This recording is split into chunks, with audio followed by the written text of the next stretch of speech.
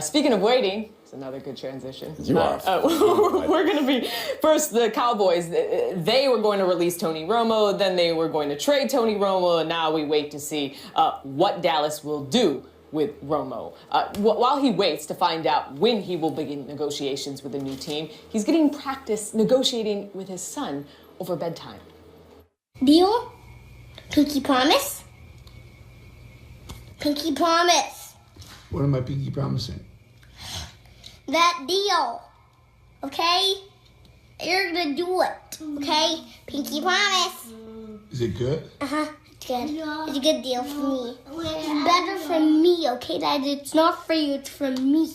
Well, why would I take the deal then if it's better for you? There's a lot of dudes in Brooklyn who pay a lot of money for that little kid's haircut, by the way. Will, so fresh. Will, Yes. what do you make of that video? Well, I'll tell you this. I'm from outside Dallas. I stay very attuned to Dallas media. This is a serious debate. Was that shade? Was that purposeful? And here's the argument for the fact that it is. Number one, honestly, yeah, his hair is perfectly done. Number two, Tony just had his phone on at just the right time when this little diatribe, this little monologue went down. He just whipped it out just in time to hear this bedtime negotiation with his son, which was taking place in the middle of the day. I got an 8-year-old. I got a 5-year-old. Bedtime negotiations happen around bedtime, not noon, 10 a.m., 2 p.m., not at that time. So there's a lot of convenient things about this Instagram post that went up. So then, and I don't know, I can't look into Tony Romo's mind or soul, but I can tell you that the script also looks pretty... Wait, what's it say? I have it right here. What's the deal? What's the deal? Why would I sign up for a deal that's better for you than it is for me? Right? Hawkins, it's good. It's a good deal for me. It's bad for me, okay, Dad? It's not for you, it's for me.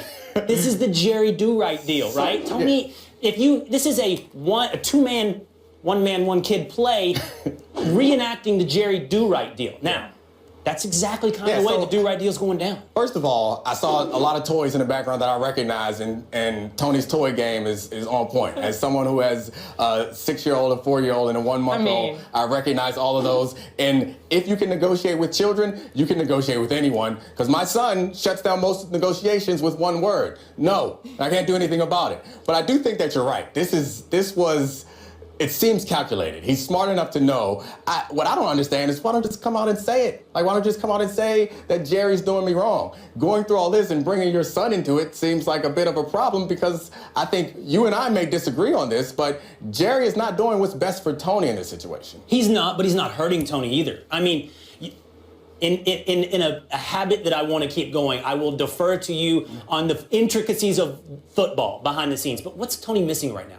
What's he missing? Should he be a Houston Texan right now?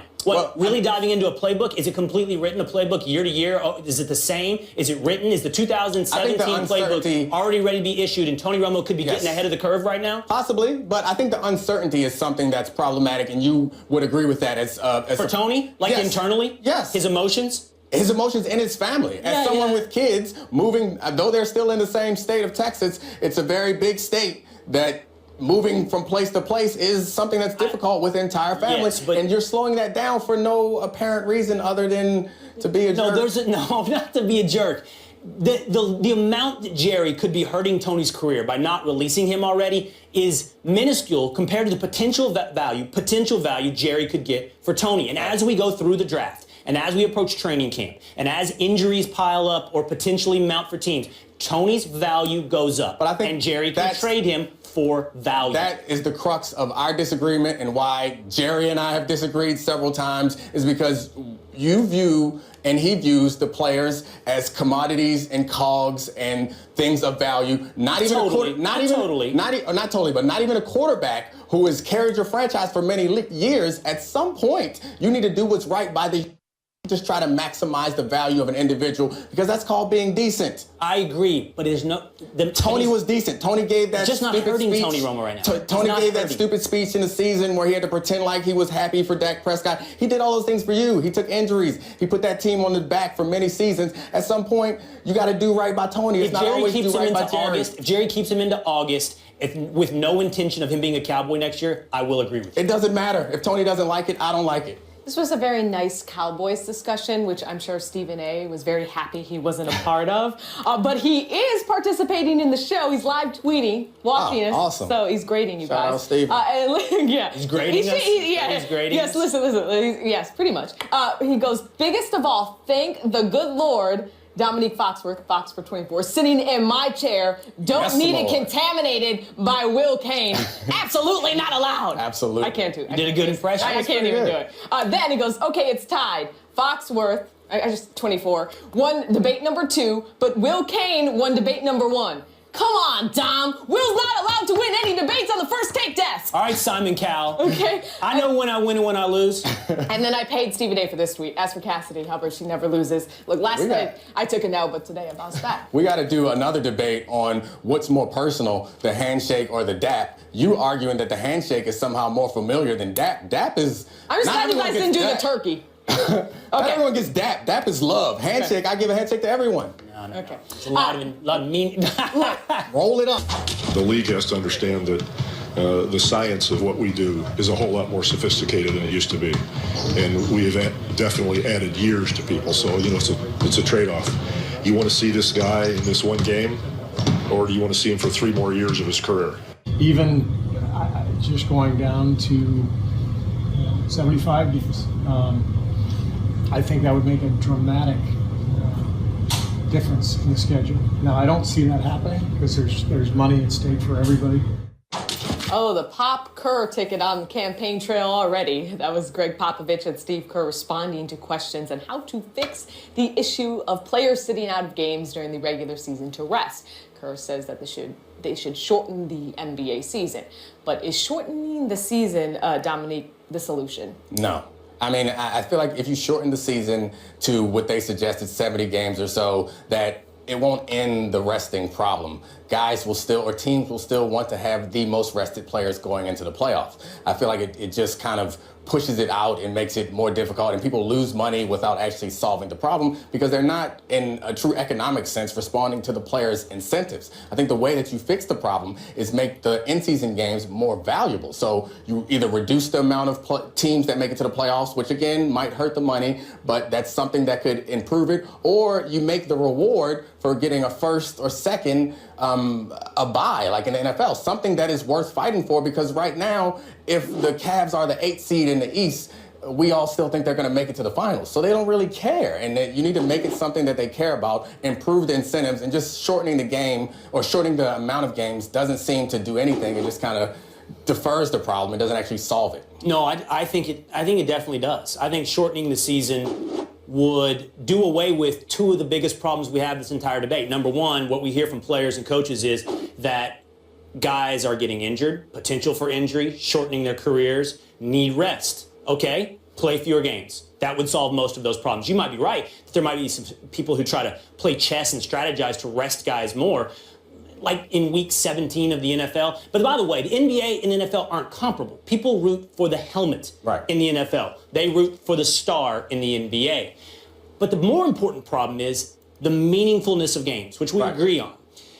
Fewer games would simply make each and every game more meaningful. Agreed. The NBA is selling us a product that they themselves are admitting at times really doesn't matter. Why would you pay for something that the guy who's selling it to you is telling you it's really not worth that much? I agree. This is meaningless. I think one more, there's an old saying, and Mark Cuban got the most credit for it recently, a business saying that pigs get fat, hogs get slaughtered, right? So Steve Kerr's right. It probably never will go down. They'll probably not shorten the season because there's money to be saved, money to be had. But the NBA better be careful. If it's just a money grab, that hog will get slaughtered. Yeah, and Cuban ironically made that point in reference to the NFL, which their games seem to mean a lot. And my point about shortening games, I think shortening the season, in a factual way, the games do get more important if you have less of them, but they don't go down enough. They don't shorten it enough for it to be a significant change. 75 games is not much different than 82 games. 70 games is not much different than 82 games. And LeBron will still be in the playoffs after 50 or so games, so it won't matter where he ranks. You would have to reduce the number of games to something close to what the NFL is doing so that these games become so valuable that you cannot miss them. If you miss a game, you lose a game, you may not go to the playoffs, which is why we should address that issue in a way that won't affect their money, is make the first and second seeds in the playoffs get a bye or something that's more valuable, get 4 home games in a row, something that's worth fighting for, because right now the seed is not worth fighting for. Okay, economically it's supply and demand. You want to increase the value of something, decrease the supply of it. Give me less, I'll pay more for it. So give me less regular season games, but I'll jump on that. Give me less basketball, it'll be worth more. Give me less playoffs. 7-game series are entirely predictable. We know, as you pointed out, who's going to win that first round. There's virtually no surprises to be had. But we know in who's that going to win all the way through. But you don't know that in the NCAA tournament. You don't know that. So you want single elimination? No, I don't think we have to go all the way. I don't think you have to go to the extreme of 1-game series. But how about 5? Everyone would mean more then. Home court would mean more then. Everything would mean more. I agree with you wholeheartedly, but I think, and again, this is from my experience as a player and employee on a couple of different players associations, and I mean, obvious human nature. You're losing money, and if there's a way to do this without losing money, I think that would be preferable. And the way to do that is not to reduce the season, but make the number 1 and number 2 seed something worth fighting for. And I think I've always kind of defended this idea that people complain that there are too many super teams in the NBA. This is the first time where I feel like that complaint is valid, because the super teams pull away and then the games don't matter. So all of that stuff is a problem, and the way you fix it is make it so that it is important to secure that number 1 seed, and that it is something super valuable, worth fighting for every team to continue to fight for. Because right now it's not like, even if the Cavs got the 8th seed and the healthy Warriors got the 8th seed in the West, you're still betting on the Cavs and the Warriors making it to the finals, so it doesn't matter. If a team got a bye and got a whole week of rest, then we'd be like, oh, you have to play 7 more games or 4 more games or 5 more games. Oh, this gets interesting. This is worth fighting for. You don't like the thought of adding a week just to take the pressure off the back-to-back? And if what the players want is rest, that's the whole point. We give you what you want. Stop trying to take things that people don't want taken. The players and the teams want more rest, then work for it. We'll give you an extra week of rest before the playoffs started. Well, giving a bye to the first or second seed is an interesting idea. I guess I feel the same way about that you feel about shortening the season by 17 or 12 games. It's kind of a half step. Will it really change the amount that guys invest in it? Here's the thing. We can't care more than the players. It's the one thing a fan will not forgive you for. If I care more about the outcome of a game than you do, then we will never forgive you for that. We don't forgive players who mail it in. We don't forgive teams who say, buy a $1,300 ticket, we may show up. It's the one, this is a drama. Right. We sign up for the drama. I agree. And Dramas have to have unpredictable, meaningful outcomes. That's a perfect analogy, but I think that what you're not understanding is the players do care more. That's why they're sitting out. You got us as fans, we care about that one particular episode of the season. Yeah. They care about the finale, and that's why they're resting. There's too much money in the current setup right now, so Yeah. we're going to be waiting. I'm trying to fix it and keep the cash. I'm just saying, but we'll be waiting for a while before we see a change. Yeah, you're right. You're right. If at all.